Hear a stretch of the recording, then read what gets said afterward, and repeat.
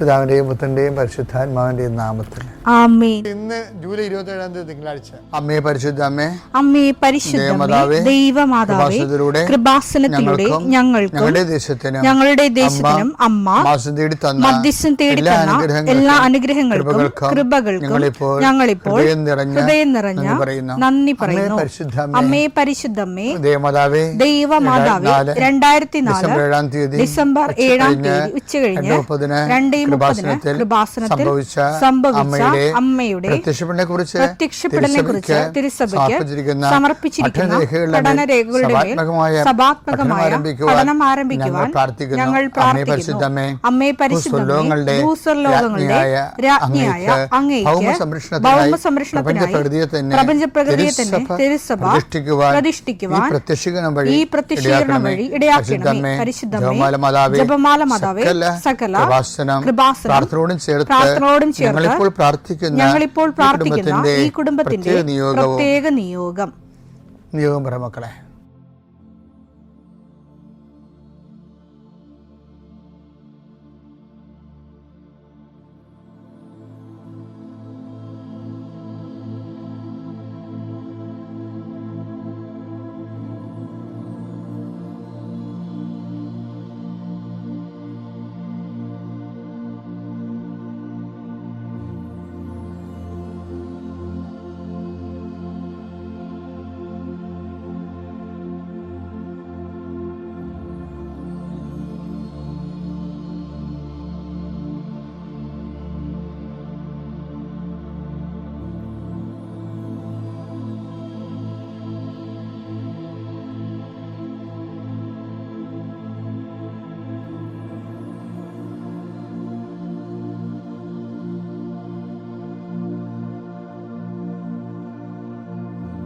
അമ്മയുടെ പ്രത്യക്ഷീകരണത്തിന്റെ ഈ അനുഗ്രഹവേളയിൽ ഞങ്ങൾക്ക് സാധിച്ചു തരുവാൻ കനിയണമേ. ആമേൻ. വിശ്വാസ പ്രമാണം. സർവശക്തനായ പിതാവും ആകാശത്തിന്റെയും ഭൂമിയുടെയും സൃഷ്ടാവുമായ ദൈവത്തിൽ ഞാൻ വിശ്വസിക്കുന്നു. അവിടുത്തെ ഏകപുത്രനും ഞങ്ങളുടെ കർത്താവുമായ ഈശോ മിശിഹായിലും ഞാൻ വിശ്വസിക്കുന്നു. ഈ പുത്രൻ പരിശുദ്ധാത്മാവിനാൽ ഗർഭസ്ഥനായി കന്യകാമറിയത്തിൽ നിന്ന് പിറന്ന് പൊന്തിയോസ് പീലാത്തോസിന്റെ കാലത്ത് പീഡകൾ സഹിച്ച് കുരിശിൽ തറയ്ക്കപ്പെട്ട് മരിച്ച് അടക്കപ്പെട്ട് പാതാളങ്ങളിൽ ഇറങ്ങി മരിച്ചവരുടെ ഇടയിൽ നിന്ന് 3-ാം നാൾ ഉയർത്ത് സ്വർഗത്തിലേക്ക് എഴുന്നള്ളി സർവശക്തിയുള്ള പിതാവായ ദൈവത്തിന്റെ വലതുഭാഗത്തിരിക്കുന്നു.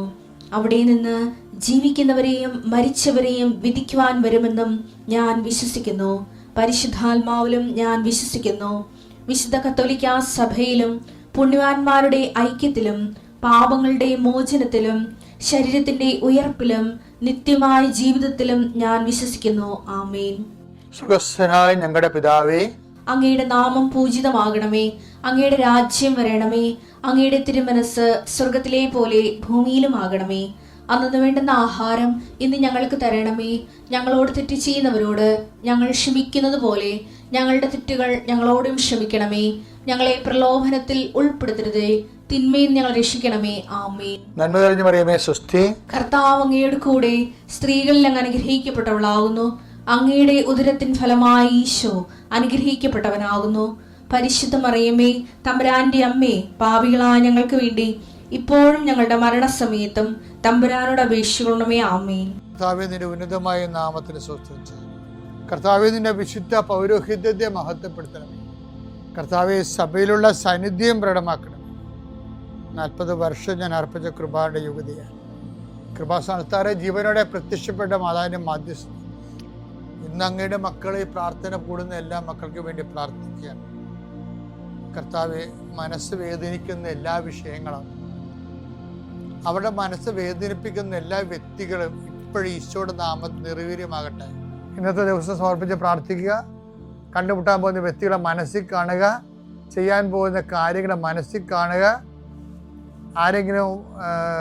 ആരുടെയെങ്കിലും തരത്തിലുള്ള നീരസമോ സങ്കടമോ അല്ലെങ്കിൽ ആരെങ്കിലും ഒരു ഭയമോ എന്തെങ്കിലും വിഷയങ്ങളുണ്ടെങ്കിൽ ആ മേഖലയെല്ലാം പരിശുദ്ധമ്മ തൻ്റെ നീല മേലങ്കിയാൽ അങ്ങയുടെ മക്കളെ പൊതിഞ്ഞ് പിടിക്കട്ടെ എന്ന് പ്രാർത്ഥിക്കുന്ന ഇന്നത്തെ എല്ലാ ഉത്തരവാദിത്തം നിറവേറ്റിക്കൊണ്ട് നിങ്ങൾ രാത്രി തിരിച്ചു വരുമ്പോഴേ സമാധാനം നിങ്ങളുടെ ഹൃദയത്തിൽ ഉണ്ടാകാൻ ഇടയാക്കട്ടെ എന്ന് പ്രാർത്ഥിക്കുന്നു. നിത്യം പിതാവും പുത്രനും പരിശുദ്ധാത്മാവിശ്വസിക്കുവാൻ. എൻ്റെ പ്രിയപ്പെട്ടവരെ, നമ്മൾ ഈ ഡെയിലി ബ്രെഡ് ഒത്തിരി പേരിങ്ങനെ എല്ലാ ദിവസവും ഇങ്ങനെ അച്ഛൻ്റെ കൂടെ പ്രാർത്ഥിക്കുന്നത് തന്നെയാണ് എൻ്റെ ഏറ്റവും വലിയ പുണ്യം.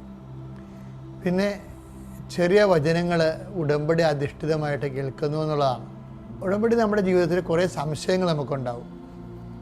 ഉടമ്പടി ജീവിച്ചു പോകുമ്പോഴേ പലർക്കും പലതരം സംശയങ്ങളായിരിക്കും. അപ്പോൾ അതിലൂടെ അതൊക്കെ കർത്താവ് എനിക്ക് ക്ലാരിഫൈ ചെയ്ത് തരും.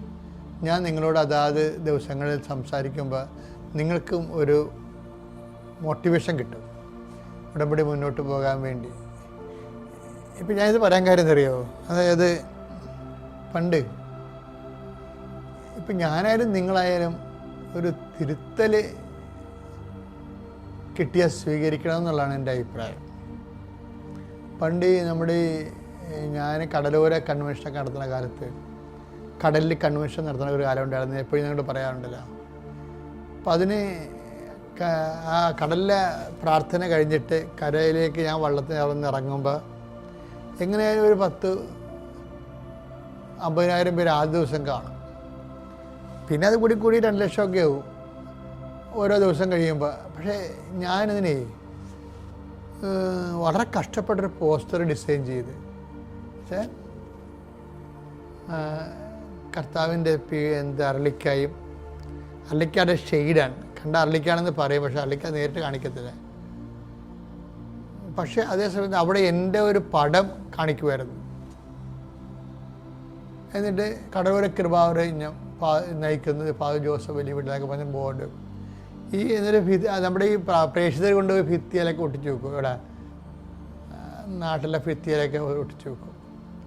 ഒരു ദിവസം അന്നത്തെ ആലപ്പുഴ ബിഷപ്പേ പീറ്റർ പിതാവാണ് എങ്ങനെയോ ഇത് വഴിയെ പോകുമ്പോൾ ഇത് കണ്ട ഉടനെ പിറ്റേ ദിവസം എന്നെ വിളിപ്പിച്ച്. പുള്ളി അങ്ങനെ ആവശ്യമില്ലാത്ത വിഷയങ്ങളൊന്നും അമിതമായിട്ട് ഇടപെടുന്ന ആളല്ല. വളരെ ഗ്രീവിയസ് ആയിട്ടുള്ള കാര്യങ്ങൾക്ക് മാത്രം ഇടപെടണത്. അപ്പം ഇത് എന്നെ വിളിപ്പിച്ച് ചോദിക്കണേ, നിങ്ങളെ തന്നെ കച്ചവടം ചെയ്യണമെന്ന് തോന്നുന്നു. എനിക്കന്ന് അതിൻ്റെ അർത്ഥമൊക്കെ ഒന്നും മനസ്സിലായില്ലായിരുന്നു. ഇപ്പം നമുക്ക് അതിൻ്റെ അർത്ഥം കൃത്യമായിട്ട് അറിയാം. അപ്പോൾ അതായത് നമ്മളെ തന്നെ പ്രൊമോട്ട് ചെയ്യണം. അതുപോലെയാണ് ബിഷപ്പിനത് തോന്നിയത്. ഞാനങ്ങനെ ഉദ്ദേശിച്ചിട്ടില്ലായിരുന്നു. പക്ഷേ അത് പറഞ്ഞിട്ട് കാര്യമില്ലല്ലോ, നമ്മൾ പബ്ലിക്കിന് വേണ്ടിയല്ലേ ഇത് ചെയ്യണത്. അപ്പോൾ പബ്ലിക് അങ്ങനെ ഉദ്ദേശിച്ചിട്ടുണ്ടെങ്കിൽ ഇപ്പം ഞാൻ ഉദ്ദേശിക്കുന്നതിനേക്കാളും മോശമായിട്ടല്ല എൻ്റെ ഇഫക്റ്റ് വരണത്. ഞാനത് റെക്ടിഫൈ ചെയ്യാമെന്ന് പറഞ്ഞ് പിതാവിൻ്റെക്ക് എന്ന് പറഞ്ഞു പോന്നു, കറക്റ്റ് ചെയ്യാമെന്ന് പറഞ്ഞു പോകും. പിന്നീട് ഞാനത് കറക്റ്റ് ചെയ്യുകയും ചെയ്തു. ആ പോസ്റ്ററിന് ഇറക്കില്ല. അതല്ല ഇതിൻ്റെ വിഷയം വരണതേ. ഇപ്പോൾ നമ്മളുടെ ഈ ഉടമ്പടിയുടെ ഒത്തിരി പ്രേക്ഷിത പ്രവർത്തനം വരുന്നുണ്ടല്ലോ. ഇപ്പോൾ ഈ കേരളത്തിൽ 100 ആതുരാലയങ്ങളൊക്കെ ഉണ്ടെങ്കിൽ ആതുരാലയങ്ങൾക്കെല്ലാം ഇപ്പോൾ കുശാല. എന്താ കാര്യം? അവരുടെ ഭാഗത്ത് എവിടെയെങ്കിലും ഉടമ്പടി എടുത്തിട്ടുള്ള ആൾക്കാരുണ്ടെങ്കിൽ ഓട്ടോമാറ്റിക്കായിട്ട് ആതുരാലയത്തിൽ ചെന്ന് പാത്രം കഴുകുകയും രോഗികളെ കുളിപ്പിക്കുകയും അവർക്ക് ഭക്ഷണം കൊടുക്കുകയും ചെയ്യും. പല ആതുരാലയങ്ങളും എന്നോട് അങ്ങനെ പറഞ്ഞില്ലേ, അച്ഛാ ഉടമ്പടിക്കാർ വന്നിട്ടുണ്ടായിരുന്നു, ഞങ്ങളെ സഹായിച്ചത്. അപ്പോൾ അത് വലിയ കാര്യമാണ്. പക്ഷേ അവിടെ ഒരു പ്രശ്നമുള്ളത് എപ്പോഴും ശ്രദ്ധിക്കണം. അതായത് കർത്താവിൻ്റെ പ്രേക്ഷിത പ്രവർത്തനമാണ് നമ്മൾ ഏറ്റെടുത്ത് ചെയ്യണത്. പക്ഷെ ആ പ്രേക്ഷിത പ്രവർത്തനത്തെക്കുറിച്ചുള്ള ചോദ്യമുണ്ട്. എന്താ ചോദ്യം? അത് ഐസയ 6 ആ ഐസയായോട് കർത്താവ് ചോദിക്കുന്നുണ്ട് അല്ലേ? ഒരു സ്വർഗീയമായ കാഴ്ച, കെറൂബുകൾ പെരുവെള്ളത്തിൻ്റെ ഇരച്ചിൽ പോലെ അവരുടെ ചിറകുകളിങ്ങനെ ഒലയുമ്പോൾ പെരുവെള്ളം ഇരയുന്ന പോലെ തോന്നുന്നു. ഭയങ്കര സുഗന്ധാഭിഷേകത്തിൻ്റെ ഒരു ധൂമ്ര പുക മേഘങ്ങൾ നിറയുന്നു. അതിൽ സ്വർണാങ്കിതനായി ആരൂഢനായി സിംഹാസനസ്ഥനായിരിക്കുന്ന ദേവപിതാവിൻ്റെ തിരുസന്നിധാനം ഇങ്ങനെ ഐസയ കണ്ട് പരിഭ്രമിച്ചു, പേടിച്ചു, സങ്കടപ്പെട്ടു വീണു. ഞാൻ പാപിയാണ്, പാപികളുടെ കൂട്ടത്തിൽ ജീവിക്കുന്ന ആളാണ്, എനിക്ക് കാഴ്ച പോലും താങ്ങാൻ പറ്റണില്ലെന്ന് പറഞ്ഞു. അവനത് പറഞ്ഞുകൊണ്ടിരിക്കുമ്പോൾ അൽത്താറയിൽ എരിയുന്ന കുന്തിരിക്ക കലശത്തിൽ നിന്ന് കൊടലി കൊണ്ടൊരു മലാഖ വന്ന് കനലെടുത്ത് ഇവൻ്റെ നാവിൽ വെച്ചു. നാവിൽ വെച്ചിട്ട് പറഞ്ഞു, നീ ശുദ്ധിയുള്ളവനായിരിക്കുക എന്ന് പറയും. മലാഖ ഒന്നും പറഞ്ഞില്ല, അതാണ് എൻ്റെ അർത്ഥം, നീ ശുദ്ധിയുള്ളവനായിരിക്കുക. അപ്പോൾ എപ്പോഴും നമ്മൾ ശ്രദ്ധിക്കേണ്ടത്, എൻ്റെ മക്കളെ, നിങ്ങൾ നിങ്ങളുടെ അവിശ്വസ്തത ഓർത്തുകൊണ്ട്, അശുദ്ധത ഓർത്തുകൊണ്ട് അമിതമായിട്ട് നിങ്ങൾ ആശങ്കപ്പെടരുത്. അപ്പോൾ കർത്താവ് പറഞ്ഞത് അങ്ങനെ ആശങ്കപ്പെടേണ്ട കാര്യമുണ്ട്. ആശങ്കയല്ല വേണ്ടത്. ദൈവത്തിൻ്റെ ഒരു വാക്കുകൊണ്ട് നീ വിശുദ്ധനാകാൻ നിനക്ക് പറ്റും എന്നുള്ള ആത്മവിശ്വാസമാണ് വേണ്ടത്. ആശങ്കയല്ല വേണ്ടത്, ആത്മവിശ്വാസമാണ് വേണ്ടത്. അതാണ് ഈശോ പറഞ്ഞത്, ഞാൻ നിങ്ങളോട് പറഞ്ഞ വചനങ്ങൾ നിമിത്തം നിങ്ങൾ ശുദ്ധിയുള്ളവരായിരിക്കും. അപ്പോൾ മനസ്സിലായില്ലേ, കനലെ കൊണ്ടുവന്നിരിക്കുന്നത് കനലല്ല, വചനമാണെന്നല്ല എൻ്റെ അർത്ഥം. വചനത്തിൻ്റെ കനൽ രൂപമാണ് ഈശോ യേശയ്യായുടെ നാവിൽ തുറന്നത്. പക്ഷേ ഈശോൻ്റെ കാലം വന്നപ്പോൾ പറഞ്ഞത് അത് വചനമല്ല, കനലല്ല, വചനമാണ്. വചനം നമ്മൾ സ്വീകരിക്കുമ്പോൾ നമുക്ക് പൊള്ളും, നാവിൽ മാത്രമല്ല. വചനം സത്യസന്ധമായിട്ട് വചനം സ്വീകരിച്ചാൽ നമുക്ക് പൊള്ളും. കാര്യം എന്താ, നമുക്ക് നഷ്ടമല്ലേ വരത്തുള്ളൂ, ലാഭം വരുക. വചനം കനലാണെന്ന് പറയാൻ കാര്യം, സത്യസന്ധമായ വചനം സ്വീകരിച്ചാൽ നമുക്ക് പൊള്ളും. ഉടമ്പടി നമുക്ക് പൊള്ളും ശരിക്കും. എന്തുകൊണ്ടാണ്? അത് നമ്മൾ കർത്താവിൻ്റെ വചനം നടപ്പിൽ വരുത്തുക, അവൻ പറയണ പോലെ ചെയ്യാൻ. അപ്പം അവിടെ വരുന്നൊരു വിഷയം, ആരെനിക്ക് വേണ്ടി പോകുന്നല്ലേ, നിങ്ങൾ പോകുന്നുണ്ടേ. ആതുരാലയങ്ങളിൽ പോകുന്നു, അനാഥാലയങ്ങളിൽ പോകുന്നു, ആശുപത്രികളിൽ പോകുന്നു, അതുപോലെ തന്നെ ചിലർ പാലിയേറ്റീവ് കെയറിൽ പോകുന്നു. ഇന്നാളൊരു സഹോദരി പറഞ്ഞു, ഞാൻ പാലിയേറ്റീവ് കെയറിലാണ്, എപ്പോൾ അവിടുത്തെ രോഗികളെ കുളിപ്പിക്കാൻ പോകുന്നു. പാലിയേറ്റീവ് കെയറിലെ അവസ്ഥ അറിയാമല്ലോ, ആരും പറയേണ്ട ആവശ്യമില്ല. അപ്പം അങ്ങനെയൊക്കെ ചെയ്യുമ്പോഴും നമ്മളത് വലിയൊരു കാര്യമായിട്ട് ചെയ്ത് സന്തോഷിക്കും. പക്ഷേ അതിൻ്റെ ബേസിക് എന്താണ് ശരിക്കും പറഞ്ഞാൽ? ആർക്ക് വേണ്ടിയാണ് ഈ പാലിയേറ്റീവ് കെയറിൽ പോണത്? ആർക്ക് വേണ്ടിയാണ് ആതുരാലയത്തിൽ പോണത്? ആർക്ക് വേണ്ടിയാണ് കാരുണ്യഭവനങ്ങളിൽ പോണത്? എല്ലാം നമുക്ക് വേണ്ടിയല്ലേ. നമ്മുടെ വിസ പ്രോസസ് ചെയ്യാൻ, നമ്മുടെ PR കിട്ടാൻ, നമ്മുടെ കുടുംബത്തിൻ്റെ ജപ്തി മാറാൻ. ഇത് ഒരു ഉടമ്പടി ബന്ധം ദൈവം ഉദ്ദേശിക്കുന്നില്ല. എന്താ കാര്യം? ആരെനിക്ക് വേണ്ടി പോകുമെന്നുള്ളതാണ്, അല്ലാതെ നമുക്ക് വേണ്ടി പോകുന്നതല്ല. നമ്മൾ പോണ പല കാരുണ്യ പ്രവൃത്തിയിൽ നമുക്ക് വേണ്ടി പോവുകയാണ് നമ്മൾ. അതാണ് ഉടമ്പടിയിൽ നല്ലവണ്ണം പ്രവർത്തികൾ ചെയ്യുന്നവരും അതിൻ്റെ സ്വിച്ചിങ് കറക്റ്റല്ലാത്ത കാരണം അവരുടെ പവറാകുന്നില്ല.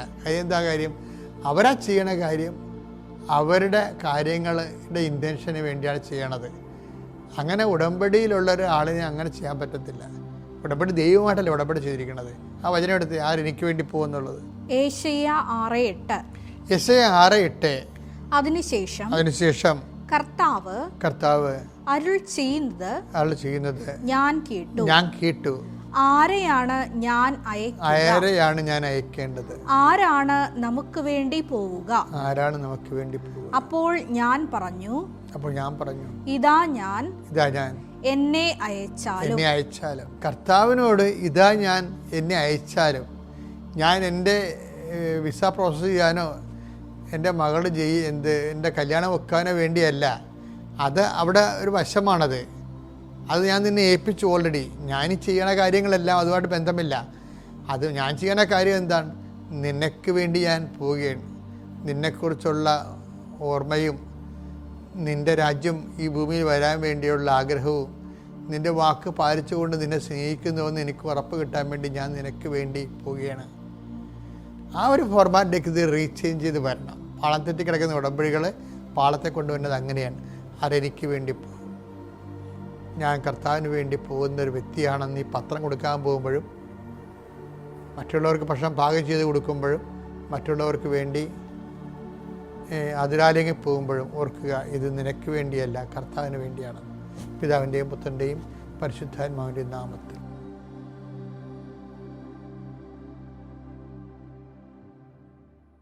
അത്യപൂർവ ദൈവാനുഭവങ്ങൾ ഇനി നിങ്ങൾക്കും സ്വന്തം.